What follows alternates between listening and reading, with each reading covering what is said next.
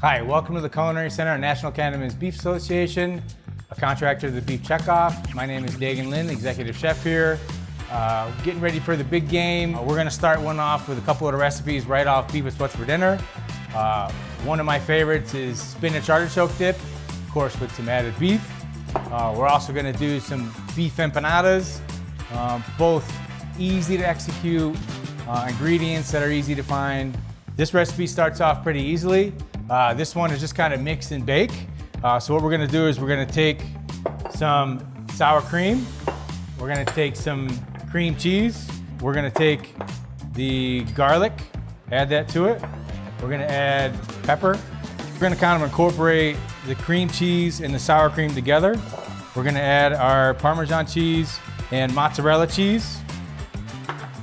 Then we're gonna kind of fold it all together until it all gets incorporated. Then we can add in our spinach and our artichokes. Some chuck roast that I had left over from the other day. So it's fully cooked already. You could use whatever kind of beef you wanted to use. If you had leftover brisket, if you were smoking some beef and you had a little bit left over, this is chilled. And then we're just gonna fold it right in here to our recipe.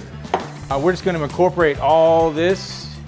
The recipe calls for a 9x9 baking dish, but I have one of my favorite kind of casserole dishes that I like to use. We're just gonna rub a little oil on the inside of this, and then we're gonna fill this with the mixture. And a tip that I always pass on is anything that I'm baking in the oven, I really wanna make sure the edges of my baking dish are pretty clean. Those little tidbits can get a little bit browned. I just like the look of a nice clean baking dish. And then I did save a little bit of my Parmesan cheese to kind of crust on top. This dish is only gonna take probably 30 minutes to bake. The 9x9 one, which I finished already earlier, that took about 40 minutes, 45 minutes to cook. It's a 375 oven. And then, et voila, we have our finished recipe here. This is the 9x9 dish. You notice that it's nice and crunchy, caramely on top. Great accompaniments for this are chips, vegetables. Now that we got our spinach artichoke dip ready, we're gonna go ahead and work on the empanadas. I'm gonna start off with the 80-20 blend ground beef. This is about a pound. I prefer to cook in the cast iron. So we're just gonna kind of break that up, render it out just like you would for any taco recipe. I'm gonna strain off just a little bit of the fat, even though I do like to keep some of the fat in there just because that's a lot of flavor. All right, we got our beef to where we want it to be. We're just gonna check the temp real quick. We wanna get it up to 160. We're there. Now we're gonna start to season the meat a little bit. Okay, we got some cumin. Give it that nice earthy flavor. We got some salt. We got a little pepper. We got some chili sauce. So there's lots of different kinds of chili sauce out there. This is just your standard tomato-based chili sauce.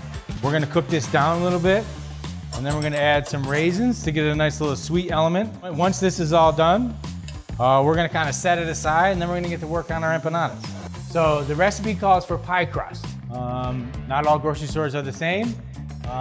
This is one that I found at the store. It's a molded pie crust. In a perfect world, you're finding empanada dough that is specifically for this, or there's sheets of pie dough. They didn't have that at my local retailer, so I found this instead. And what I did is I took this, let it come to room temperature, and then incorporated it into a nice little ball. So this is kind of a cheat to making pie dough. And then at the store, I also found some puff pastry. This one is probably the easiest to use because all you got to do is kind of temper it, meaning let it sit out at room temperature, and then kind of unfold it. And it's already pre-floured and everything, and we're gonna roll that out and cut out our little empanadas. We're gonna take our puff pastry here that's already kind of pre-floured. If it was your regular dough, you'd want just a little bit of flour to dust your board so you can roll it out nice and even. We're gonna roll this and try to keep it as rectangle or as square as you can, because we're gonna punch these out. I just roll it out just a little bit, just to make it so I can get a few more empanadas out of there and make that flaky puff pastry nice and thin. We're gonna take our ring cutter. This is about a 5-inch ring cutter here, and we're just gonna go ahead and punch them all out. We're gonna cut these out, and then we're gonna kind of peel off this little piece. And any trim like this, you can kind of reincorporate it and re-roll it out, so you're just not wasting anything. We're gonna take these little circles here, and I have just one egg, one egg with about a teaspoon of water mixed in. You can season this if you wanted to. This is just to help the dough stick once we fold it over. So I like to brush mine ahead of time. All right, so we're gonna take that, and then we're gonna take a little bit of our mixture. You can use a portion scoop here if you wanted to. We're adding about ½ an ounce or a tablespoon, give or take. I like for these to be as big and as beefy and as meaty as I can get them. But you don't want to overfill because it's hard to fold it over. So we're just going to fill all these, and they're already kind of pre-egg washed. So now we have a fork. We're just going to kind of fold them over, make little pockets. So, and then what we want to do is really crimp down on these edges so the puff pastry doesn't come apart.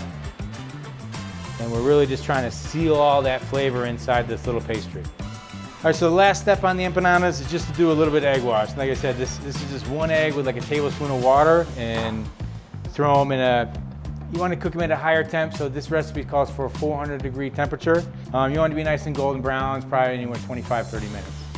Okay, now that our empanadas are finished, we're gonna bring them out of the oven.